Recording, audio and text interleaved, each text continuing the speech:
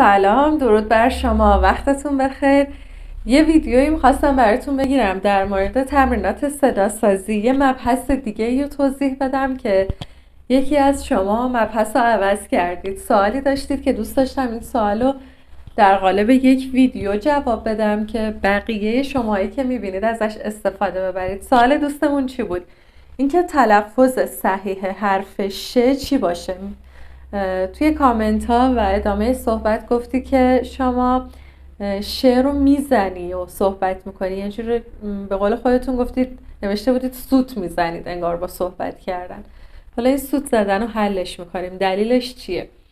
ببینید تلفظ حروف وقتی درست ادا نشه، زبونتون یکم اینور اونور اشتباه چرخش داشته باشه، کل سیستم اون حرف رو میریزید به هم.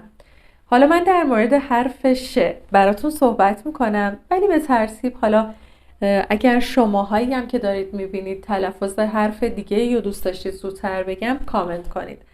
اگر هم نه، حالا به ترتیب براتون شروع میکنیم. آواها یا حروف رو میگیم چطور ادا کنید. الان حرفمون سر حرف ش. این ش رو چطور ادا کنیم که خیلی زده نشه یا بعضیا زبونشون میگیره سه نگن یا سوت نزنه.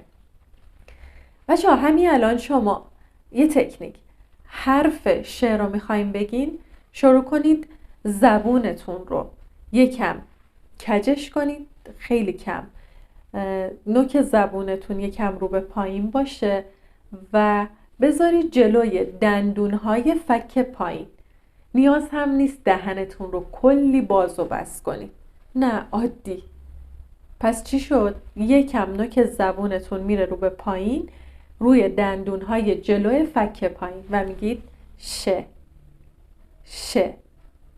حالا برای اینکه متوجه بشی این کار صحیحه و جایگاه زبون شما باید این پایین باشه، مطمئن بشی جایگاه زبونت باید این پایین باشه، بیا حالا کاری که میگم به اشتباه انجام بده. شما زبونت رو صاف بگیر و بین دوتا دندونا بگو ش.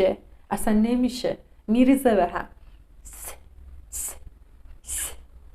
چی شد؟ کسی که داره شعر اشتباه میگه اینجوری تلفظ میکنه. یا دیگه بیا زبونت رو ببر بالا روی دندونهای فک جلویی بالا، دندون جلویی فک بالا، بگو ش. خب اصلا جواب نداد. پس تکنیک چیه؟ زبون شما یکم خم رو به پایینه، نوک زبونتون، و روی دندونهای جلوی فک پایین تلفظ ش رو میگی. هر کاری دیگه به جز این انجام بدی قطعاً ش اشتباه میشه و برای گفتن ش نمیخواد ش خیلی فکتون یا دهنتون رو باز کنید یا خیلی ببندید یا خیلی باز کنید. نریزید ترکیب صورتتون رو به هم، سختش نکنید. کاری که الان میگم انجام بدید. حالا این ش توی مثلا کلمه‌های مختلف تمرین بشه بهتره. اول چند دقیقه، اینایی که خیلی مشکل دارن 1-2 دقیقه در طول روز نوک زبون میاد پایین، روی دندونهای جلویی فک پایین ش ش ش. خب ولی بعد کلمه بگید شال، بگید شمرده، بگید 8، بگید ارزم به حضورتون شاد، آرامش، شادی، خوشحالی. کلمه ها رو بگید.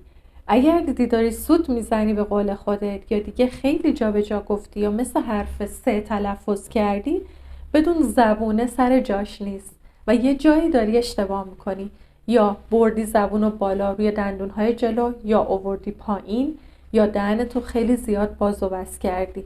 تمرین که کنید دستت میاد، چون دیگه مشخص شد که حرفشه.